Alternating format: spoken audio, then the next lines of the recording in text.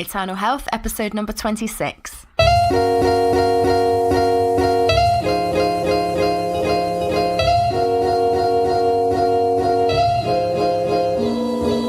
You're listening to the Eternal Health Podcast, where we discuss God's great design for your life in body, mind, and spirit. Your host is Laura Rimmer, who's a nutritionist, author, speaker, and health coach. Looking for yoga tips or the latest protein shake recommendations? Sorry, you're in the wrong place. If you're ready for no-nonsense, multi-layered health expertise drawing on evidence-based nutrition and biblical principles, welcome to Eternal Health. For show notes and to download your free 5-minute Optimum Health Scorecard, please visit laurarimmer.com. Enjoy the show. Hi there, it's Laura Rimmer. Welcome to another episode here of Eternal Health. Hope you've had a really good week. If you haven't listened to last week's episode, do go and listen to that. It's on the 12 principles for great health. So that's a really easy, concise way to understand exactly what to be eating for great health, in my view and opinion. This week, I'm going to be talking all about diabetes. The subject of diabetes, type 2 diabetes causes, diet, and pre-diabetes and metabolic syndrome symptoms. So covering a range of things, they're all concerned with, type 2 diabetes, because it's so prevalent in our day and age, isn't it? And I'm going to point you to a few resources that are going to enable you to understand diabetes in a more full way, and also to be able to prevent it in your own life by understanding the symptoms to look out for, signs to watch for, and diet that is going to help scupper diabetes and pre-diabetes.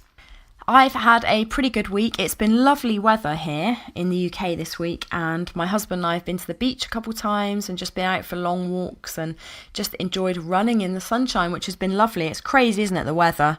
3 weeks ago here it was snowing, and this week I've been out sunbathing this afternoon and running in the sun. So madness the way the weather is right now, but certainly enjoying the sunshine. Now, I'm recording this podcast episode this week on the subject of diabetes because there's a few things coming up which this ties in well with. So this is a good introduction to things coming up in the future. So number one, I'll let you know now, there is a diabetes summit, a free online summit that's being made available from next week, from April the 23rd for 7 days. So if you want to go straight to that and check it out before the end of this podcast, you can do that. I'll send you my link, which is laurarimmer.com/diabetes summit. I will link to that in the show notes as well. So that's going to be a really interesting thing where there's going to be, I think there's about 32, when I counted, 32 experts in different areas and different fields of practice and medicine and expertise to do with reversing, preventing diabetes and addressing diabetes. So I haven't listened to this. It's so, I don't know what's going to be said, so I can't say that I'm going to necessarily agree with all of it, but nonetheless, this is cutting edge stuff coming out. It's brand new and it's available for free next week. So that's the Diabetes Summit. So I would encourage you to check that out. So with that in mind, I'm doing this topic or covering this topic of diabetes today. The other reason being, I'm interviewing Professor Tim Noakes in a few weeks' time, which is really exciting because he has done a lot of research on type 2 diabetes. He himself has reversed or certainly kept at bay his own type 2 diabetes, which he says that he gave himself type 2 diabetes by eating a very high carbohydrate diet for many years as a marathon runner and athlete, and was able to reverse it with a high fat diet. So that's very interesting.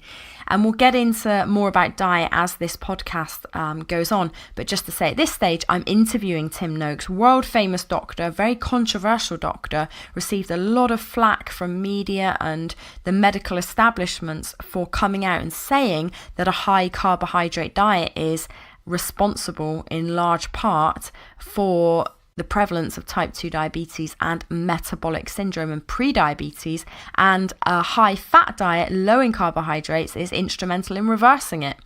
So yeah, I'm going to cover that in a little bit more detail as we go along, but do watch out for my interview coming up with Professor Tim Noakes. So let's begin by looking at some facts about the prevalence of type 2 diabetes. So a report came out last year in 2017 from the CDC, the Centers for Disease Control in the USA. And this report said that as of 2015, 30.3 million Americans, which represents 9.4% of the US, have diabetes. So 30.3 million Americans have diabetes. Almost 10% of Americans have diabetes. What's astounding is that another 84.1 million people in America have prediabetes. Prediabetes is a condition that, if it isn't treated, will often lead to type 2 diabetes within a 5-year time frame. What's even more astounding than the fact that 84 million people have prediabetes, is that 90% of those people are completely unaware that they have it. So we've got this situation where almost 10% of the US has diabetes. 84.1 million people are walking around, and within 5 years they are also going to have type 2 diabetes, but they are unaware that they're on that path, and they're doing things and engaging in lifestyle habits and eating a diet that's going to exacerbate that problem and going to pretty much guarantee that they do get full-blown type 2 diabetes, but they're unaware of it. So they're unaware that they need to make some changes now to prevent it. So we're going to be looking at, in this episode, what are the symptoms? What are the things to be looking out for? What is the diet that's going to enable type 2 diabetes to flourish? And what's the kind of diet that is going to enable you to prevent and even reverse type 2 diabetes? Because type 2 diabetes is absolutely reversible with diet and lifestyle. How do I know that? Because I've seen in myself, I've worked with 3 people in the last few years who have reversed their type 2 diabetes. So their HbA1c levels, their hemoglobin A1c levels, which it registers your blood glucose levels over a period of time, have gone from being on the diabetic range to into the normal range. And that's been purely with changes in diet and a little bit of changes in lifestyle. Okay, things to look out for that could possibly indicate that you have prediabetes. Increased thirst. Now, that's not awfully helpful, because you could have increased thirst if you're just thirsty and not drunk enough water. But generally, if you notice the fact that you're increasingly more thirsty a lot of the time than normal, that could indicate prediabetes. And along with that would go frequent urination. So using the bathroom a lot throughout the day. But then more tangible things, I guess, are things like fatigue. So if for no reason you feel really fatigued a lot of the time. And another classic one is blurred vision. Blurred vision indicates an imbalance in your blood sugar and your insulin, potential insulin resistance.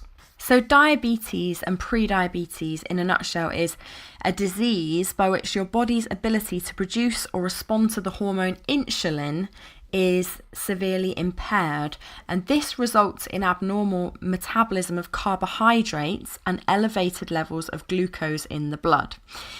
So what that means is that if we have insulin resistance, and there's a guy online called Dr. Eric Berg who explains this quite well, I think. He says, why would we have insulin resistance? Well, it's normally a case of overload of things that spark an insulin response. And the things that spark an insulin response in your body are sugar, all carbohydrates, and some proteins as well. So fat will not produce an insulin response. Saturated fat especially will not produce an insulin response, but carbohydrates certainly do, and some proteins in medium to high levels also produce an insulin response. So we can conclude, and this is a controversial thing because this is debated, but the conclusion that I've come round to in the past 10 years or so, after looking at lots of different doctors' approaches to this and lots of different reasonings behind thoughts, and also working in the UK's NHS and seeing doctors and their approaches to managing diabetes. The thing is, if we constantly bombard our bodies with particularly refined carbohydrates, Dr. Eric Berg explains it like this very helpfully. He says it's kind of like a telemarketer that rings up constantly and is trying to sell you stuff. They constantly ring you up. After a while, you're going to tune them out, aren't you? You're going to ignore their phone calls, knowing what they're going to, knowing that they're an annoyance and they're repeatedly trying to send the same message. Or if you've got a nagging wife or a husband, then you begin to tune them out, don't you? I know couples in my family who, after many, many years of being married, they just ignore each other now because they're, a constant nagging or whatever is, has caused them to tune out. Well, insulin acts in a similar way. If we constantly bombard our bodies with things that are going to spark an insulin response, eventually that leads to insulin resistance, where the insulin doesn't act. It kind of ignores it and you don't produce enough insulin. So it's a very simplified explanation for what diabetes and pre-diabetes is. But basically pre-diabetes is the situation, the warning signs which can lead to full-blown insulin resistance and type 2 diabetes. Now, metabolic syndrome, which is often confused with pre-diabetes, is similar, but metabolic syndrome is more of a cluster of conditions. And so when you have metabolic syndrome, it synergistically and simultaneously increases your risk of a number of things. So heart disease, cardiovascular disease, type 2 diabetes, and also premature death. So there's a number of different indicators. We look at things like triglycerides, your blood sugar levels, your blood pressure, I think, is in there as well. So it's more of a cluster of things and symptoms, whereas insulin resistance and pre-diabetes is more specifically around blood sugar and insulin. But people like Professor Tim Noakes and a group of other doctors out there say that metabolic syndrome and pre-diabetes are the biggest problems that we have on our hands in terms of health in this day and age. So it's going to be interesting listening to him talk about this and explain a bit more about this and why he sees it as such a problem. So let's move on to the causes of type 2 diabetes, metabolic syndrome, pre-diabetes, and what we can do about it and what kind of diet that we should be adopting in order to prevent and reverse these things. So there's really two schools of thought that I see, So there's really two overall schools of thought on how to prevent and reverse diabetes and the things that cause it. So the first school of thought is that it's the prevalence of too much fat in our diet and junk foods that causes diabetes. And so people like Dr. Neil Barnard and Joel Fuhrman would advocate eating a more plant-based diet for reversing diabetes. Dr. Neil Barnard has got a book called his Program for Reversing Diabetes. So he very much advocates that eating more fruits and vegetables and whole grains and lowering our fat intake is going to help reverse diabetes. On the other hand, there's a whole other camp of people, Professor Tim Noakes included, and people like Gary Taubes and Nina Teicholz and Dr. Eric Berg, who would say that actually the problem in our diet is not fat. And in fact, since we've been adopting a more lower fat diet, the incidence of diabetes has gone up and up and up. So they would say that actually carbohydrate is the problem. We don't actually need much carbohydrate in our diet. We do need fat, we do need some protein, but given that fat doesn't spark an insulin response, it's not going to produce a situation where we've got insulin resistance, and therefore it's not going to allow our bodies to go into a pre-diabetic or diabetic state. So the way to manage our blood glucose is to remove the glucose and remove the carbohydrates, or keep them very low, and increase the good fats in our diet. So my position on this has changed somewhat in the last year or so, because I would have very much been in the school of thought that we need to be keeping our diet low in fat to prevent and reverse diabetes. And I do know people who have reversed diabetes with a plant-based diet. So to a large or to some degree, I agree with that way of thinking. However, since discovering the work of people like Professor Tim Noakes, I'm going to keep referencing him because he's such a major player in this field. And this is a guy who did basically a complete about turn on his research, his work, and in his books and things, because he wrote a number of books advocating a high carbohydrate diet. He was particularly interested in running and endurance events, as am I. And he knew that as a runner, he felt his body needed a lot of carbohydrates. And I can completely relate to that. However, he gave himself type 2 diabetes. And after a lot of research and trying out different things and connecting with other doctors in this field, he learned, and hats off to him, he changed his whole approach and came out and said, look, I got it wrong. It's actually fat that we need in our diet, not high carbohydrate. Why did he change his mind? Well, think about it. And he talks about the elephant in the room. The elephant in the room is that our bodies can only store as glycogen or glucose in our body about 1,600 calories worth of glucose in the form of glycogen to be used at any one time. Whereas we have got this almost unquenchable source of calories at our disposal in the form of our fat, the fat that we carry around on our body. So even the leanest of people has around about 60,000 calories at their disposal they can start burning as fuel and energy. So yes, it might be true that if our body is used to burning carbohydrate, if we deplete those carbohydrate and that glycogen store, we might start feeling faint and we might feel like we need some carbohydrates. And I can relate to that, having hit the wall doing a marathon once and knowing that at about 18 miles on any run, I then need to eat a banana or have some dates or some carbohydrates. But here's the kicker.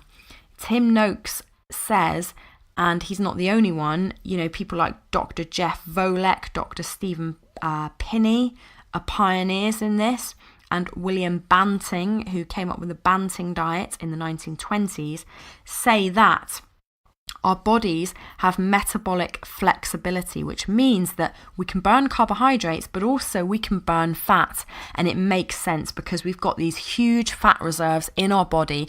But the thing is, most people never tap into them. They lie dormant. So we have this situation now, this bizarre kind of weird situation where we've got obese people who are starving and having low blood sugar because their body's unable to tap into all those fat reserves because they're eating too much carbohydrates. So I, having researched this particular area a lot in the last year, I'm beginning to agree with the low carbohydrate, high fat guys in saying that to reverse and prevent diabetes, prediabetes, metabolic syndrome, and to enable our bodies to have this metabolic flexibility whereby we can burn our huge fat reserves and we can burn dietary fat as well, we need to be keeping our carbs low and getting into a state of potentially ketosis, where our body is burning ketones, and that's just a fancy way or a scientific term for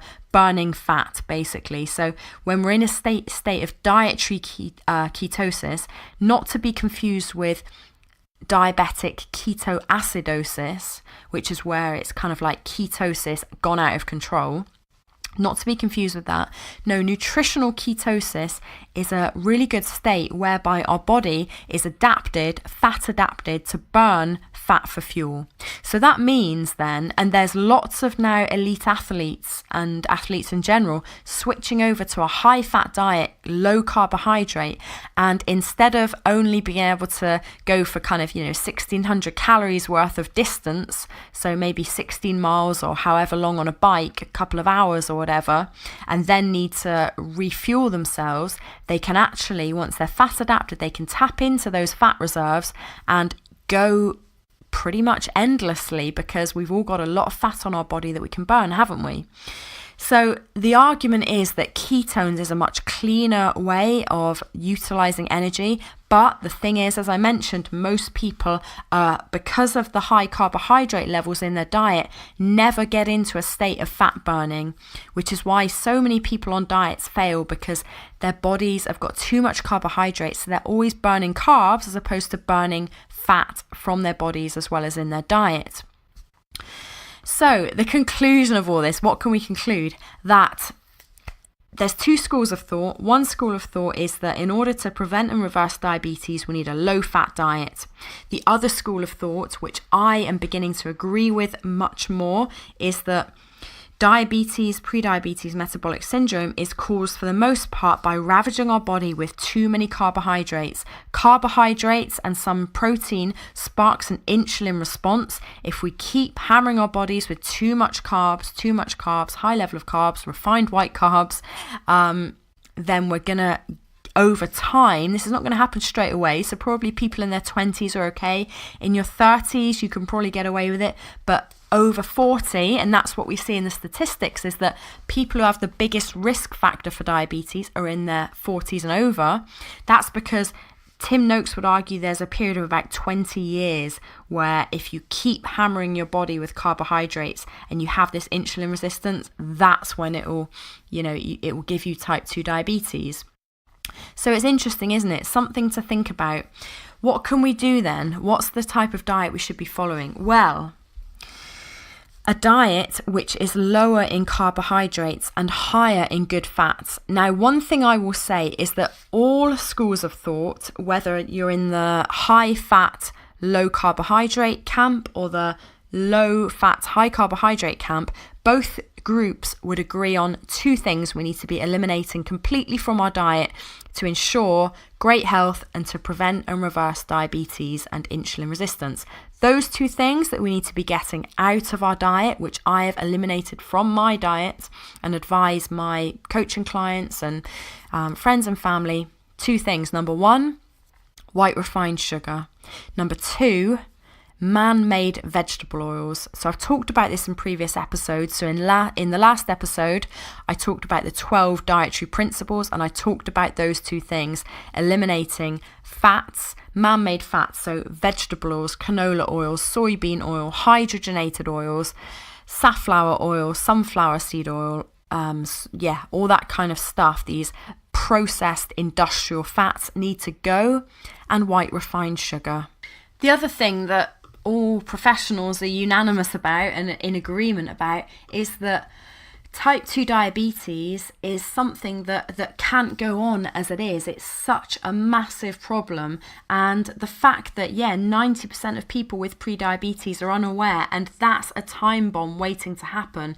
Give it 5 years and those people probably will have type 2 diabetes, and the fact that that's such a huge burden on our medical organizations and our whole healthcare system and our governments, something needs to change. So we really need to take this into our own hands and take responsibility for our own diet and lifestyle and our own health, and look out for the warning signs and make some changes.